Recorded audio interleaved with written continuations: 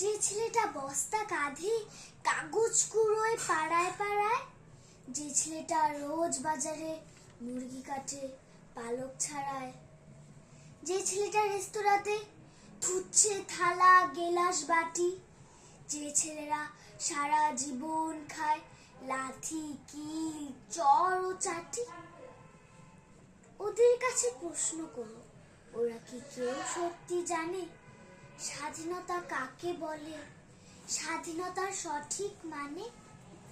যে মেয়েটা ভোর না হতেই মায়ের সাথে যাচ্ছে কাজে, যে মেয়েটা পরের বাড়ি কাপড় কাচে বাসন মাজে, যে মেয়েটা গোবর কুড়োয় ঘুঁটেও দেয় কয়লা বাছে, যে মেয়েরা পায় না আদর সারা জীবন কারোর কাছে, ওদের কাছে প্রশ্ন করো, ওরা কি কেউ সত্যি জানে স্বাধীনতা দেখতে কেমন, স্বাধীনতার সঠিক মানে? ধন্যবাদ।